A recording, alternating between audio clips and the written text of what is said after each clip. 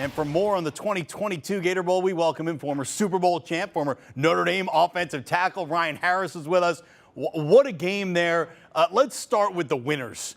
Notre Dame. Drew Pine transferred. He's gone to Arizona State. Tyler Buckner comes in. He was supposed to be the guy at the start of the season. My goodness, this Tyler Buckner. Who knew? What a game.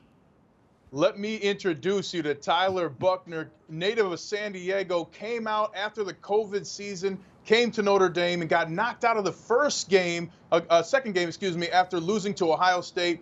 Hadn't even practiced until 3 weeks ago. What's he do? Over 270 yards, 3 touchdowns, three passing touchdowns, 2 rushing touchdowns. Oh, and he threw two touchdowns to the opponents. I mean, how good is this guy that you can throw 2 touchdowns to the defense and still win the game? And oh, by the way, Russ, he did this without the best tight end in the nation, Michael Mayer.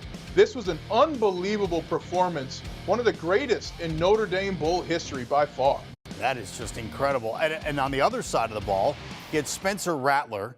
I mean, Spencer Rattler it's like he went into the witness protection program after he was in Oklahoma. I hadn't really seen much of him. Then at the back end of the season, it's like he popped his head up and he was like, oh, hello, this is why I was so highly touted. This is all I have. Spencer Rattler, has he just resurrected his career here? Absolutely. I mean, he had a throw in this game I called the $5 million throw. That was the throw that you mentioned earlier when the receiver got one toe down. And when he is on, there are few quarterbacks better in college football. The issue, though, when it came tight, he made major mistakes. He had a intentional grounding as he was going down, missed a couple of receivers. So when things are great, I mean, he is fantastic. I still believe one way or another Spencer Rattler is going to be in the NFL.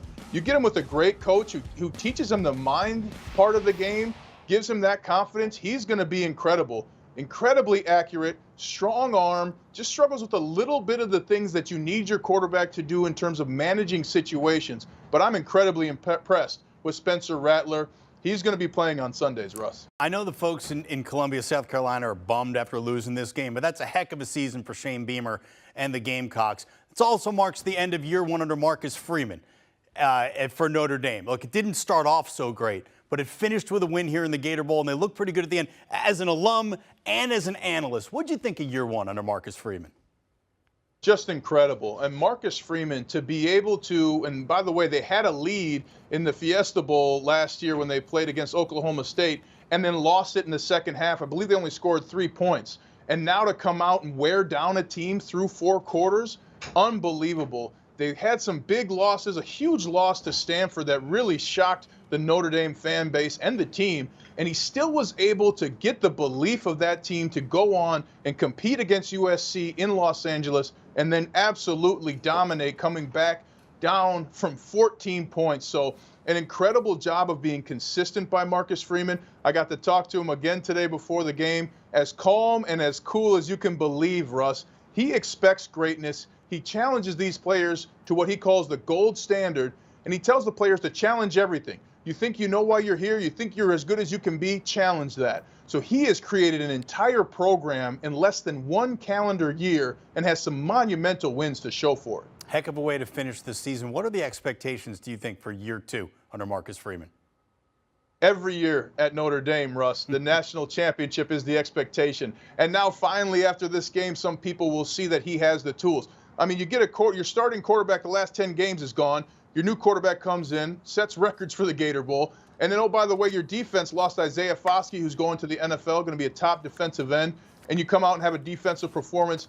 I know it doesn't look like that with the score, 45-38, but Notre Dame's defense was phenomenal, especially in the second half. So for Marcus Freeman and these Irish, the goal next year is a national championship. And they have a schedule that will allow them to be in that conversation if they win some big games. They're going to be hosting Ohio State, hosting USC, and going on the road to Stanford. So a plethora of opportunities for the Irish to prove they belong in the national championship conversation and those college football playoffs. That's some good stuff right there. Former Super Bowl champ with the Broncos, former Notre Dame offensive tackle, Ryan Harris. Ryan, thank you so much. Happy New Year to you.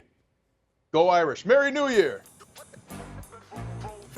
Boy, this season did not start off well for Notre Dame. 0-2, couldn't do anything offensively, but look how they finished. 9-2 in their last 11, averaging almost 35 points per game and a big-time win over South Carolina in the Gator Bowl. Do you want a sports network that delivers everything that matters about the game? The highlights, the picks, the instant analysis, no yelling, no fake debates, no politics. Hit the subscribe button and never miss a moment.